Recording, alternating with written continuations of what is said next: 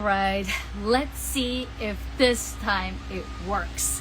So, welcome to Office Hours on Wednesdays, and talking about May stands for ... I'm gonna tell you in just a little bit what it stands for. Before I do that, I just want to say hello, welcoming this first Wednesday in May. I know we're already May 7th, so there goes that. And besides that, there's really a lot that we do to get information externally. That's really the first thing I want to say, is that what is May teaching me? May is teaching me about awareness, about noticing what's happening around me. And I'm also noticing how much I care about what's happening outside of me. And I'm seeking validation and seeking answers. So this was maybe not the best intro because I already talked about it. So for me to re-say something is super hard. So here I am. Well, where I was starting in the first round was really about how we already know the answers. We already know what we need to do. We already know what to say. But where we're a little hesitant on is trusting that we actually have to say what we actually want to do is something that we can give attention to. Because oftentimes the things that we want to do are not really accepted in the times and the place that we're in. For example, if I'm working and I have to finish a project, for you to take a break for the people around you, it'd be like reckless, right? It's like, how on earth are you able, are thinking it's okay to take a break when we have this deadline to finish? At the same time, sometimes a break is actually what we need to get this deadline met with ease and peace. But the only way we can really justify this and deliberately take this break is by having proof, right? Having shown that me taking this 5-minute break, 10-minute break to come back to a project that is due in 2 hours, maybe not in an hour, but if it's in 2 hours, we can still do a 10-minute break, to really be okay to take that break.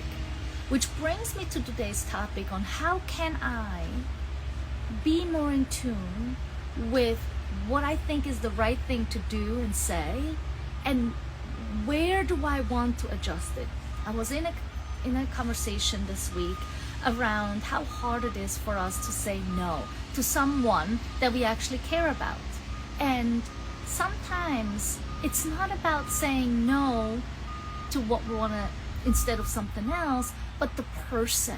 We don't want to disappoint them. We don't want them to have an impression of us that might not fit the norm.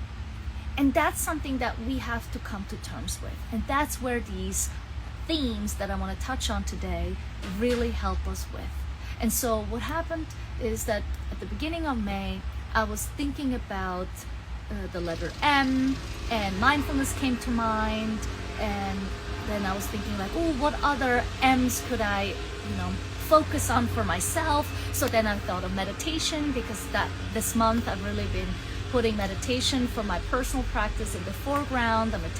I attended just yesterday a meditation group, and then at the end of the month I am attending a day retreat.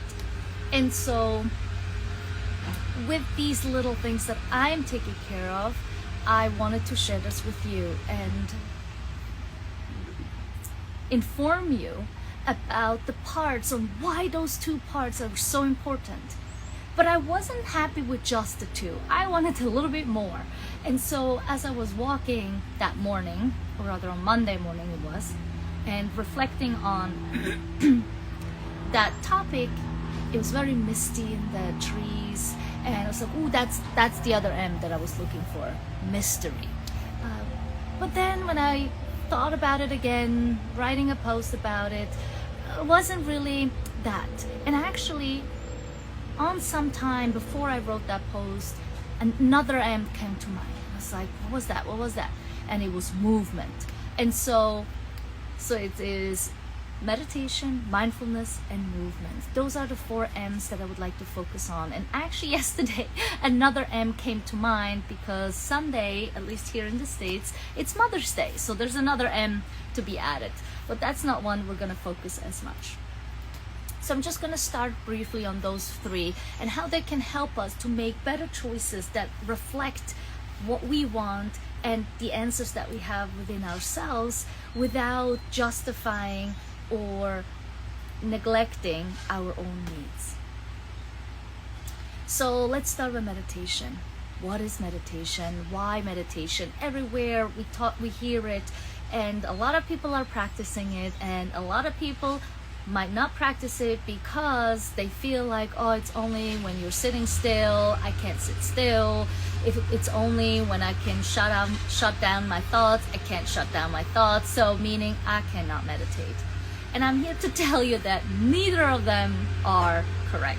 Yes, they can happen. It is possible that it is in a sitting position where you're sitting still, and it's also possible that you are able to not have any thoughts during a meditation, and yet it is not the norm. It is not a must-have to have a successful meditation. And so that's really where we have to come to terms first. So here is how I describe meditation. Meditation is where I find myself in silence, in a space where I am silent, meaning my environment is silent, even if it's like, for example, right now, I don't know if you can hear it, but there's like construction site down the street. I could still meditate and be in silence even if there is noise, because the silence is within me. And then there comes the second challenge. It's like, well, I have all this noise in my head, but that is just one part of our bodies. Maybe there is stillness and silence in your knees, maybe in your wrists, maybe in your ears. Well, ear is a tough one because obviously when we hear something and it's not silent, then whatever, that's not going to work. So it's really to expand the word of silence. So silence doesn't have to be quiet. Silence can just be reflection, reflective, inward thinking, inward feeling. And being in the moment can be also silent, being present in what's happening moment to moment without judgment, without feeling like it has to be a certain way. And so there's a lot before we even go into meditation on what is so important about it. So when we understand that meditation is whatever makes it work for you, and Tara Brach, for example, I used her quote out of her book, The Gold I Trust, The Gold I Trust in Gold. I forgot the title. But anyway, in one of her books, in reference to gold and talking about the gold within you, she refers that she made a promise to herself to practice being still at least once a day. Doesn't matter how, where, or when, just being still once a day. And so that's it. And that, to me, stillness, silence, I guess stillness is probably better than to really focus on than silence, because that has just too many layers to that. So still, being still, sitting still. You can even walk still, like being in very slow movement, because we did this in the past retreat, is really hard. So again, that is the baseline, because if I don't have a practice of this brief moment of stillness, I never get the chance to hear my answers, to hear what do I really want. And that's not coming from my thoughts. My thoughts always have an answer. All right, so I really hope you can't hear what I hear right now because it's super loud. So anyway, that's really where meditation comes in. And I spend a little extra time on this one because it's the most tough one, in my opinion. Because yes, you can take these apps, you can follow these guided meditations, which are great, and it all depends on what is the purpose of the meditation. If it's just to come to quietude, if it's just to, become still, obviously that's great. But sometimes some meditations, they're guiding you in different ways that make you be focused on certain thoughts, certain other things, doesn't mean that you can't get inner wisdom or get to that one. It's just that we are then just derailing our thoughts instead of our own thoughts to something else. So that's the only difference. So here today, I really just want us to focus on that, even restlessness within ourselves. And that's where mindfulness really comes in, is to have no judgment on anything that's coming up, right? No judgment if I'm unable to let go of these thoughts, unable to be still, unable to just stay with what is. So that's the first piece that mindfulness can help us, which is related to the meditation piece.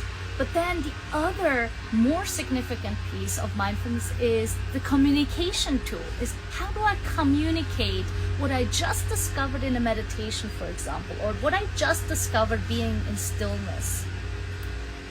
How to phrase it in a way that is coming from me, from my heart, not just from a logical way, because logic can always be fought. How you feel, who you are, what you want to do, that comes from the heart, you can, because that's just how you feel, right? And so that's where mindfulness really comes in, and it's really tough sometimes to find those right words, and it takes practice to know what to say, when to say, and sometimes it really depends on the person, right? If it's someone that you are with on a regular basis, maybe a partner, maybe a child, maybe a parent, then you have practice. You can try different words out, different ways of saying it, and figure out what language works. And sometimes it depends on the day and time. Then the other last one was movement, is that we need movement in our lives, even as small as rolling our shoulders, rolling my arms, circling my arms while I'm sitting in a stagnant position. So what I really want is to encompass those three M's, because one is stillness, one is in connection with others and yourself and just pure awareness and action, and then thirdly is the movement in between, because if we're too stagnant in our bodies, then all these ideas won't flow either. Meaning, if I'm sitting in meditation and maybe I'm stuck with something, maybe the next thing that would really be helpful is movement, right? So the moment I can do all of those combined at different times, it strengthens the voice within. And what I think is the best part, it really strengthens the relationship with one another, because you start being who you are and you're sharing it with other people. While they are maybe struggling, they can then also hear their voices, because they might not like your answers at first, but they start seeing on why you chose to say, and that will then deepen the relationship between the two of you. And so bringing these all together just demonstrates how important it is to, one, be calm and that inner wisdom that we all have. Mindfulness is a way to connect, and then movement is just something that our bodies are doing already, and we just need to increase that piece. If you're already moving, like you're walking, you're exercising, you're obviously doing already a lot to that extent. And so maybe more stillness. So it all is a question of what you're already doing. Maybe you're already great at mindfulness, or you haven't integrated movement as much, or maybe you've been moving a lot but you haven't integrated meditation as much. To me, it's not a one-all. It's really a little bit of everything, just like with food, with drink, with whatever you're taking in, with health in general, is that focusing on one only is sometimes too limiting. So we can open up our horizons. And what I really want to say with with today's office hour is to really have a beginner's mind. Just like these flowers behind me, they come every year. I don't have to do anything, they just come. And yet I can observe them in a new way every time they come out. So once a year, maybe there is something every other year. And I am really curious how much you hear of this back noise, because right now I can barely hear myself, but it just quiet down. So Who knows? Maybe they're almost done, and me too. So anyway, that's the last thing I'm going to say. Is just the beginner's mind is bringing a sense of newness to something that we're so used to doing. And I always use the example of brushing your teeth with whichever hand that you're using. I'm brushing it with my right hand, so tomorrow morning I'll do it with my left hand, and just recognize how hard it is to switch sides. Two, how much more you have to pay attention to clean these teeth. And it could be even drinking out of a cup. Like maybe you're holding it always in the same hand. So you might want to change it to another hand to drink. And the other thing you can try is, for example, using your phone with your other hand. So you have to type slower. And so that is the ultimate thing of all the things that I shared with you, is that slowing down is literally the key to success. Because when we process things more slowly, especially in the world that is extra fast, that wants to get everything done at once. So you have your personal assistant like AI that is going to be side by side you, and so you can just give it some work to do.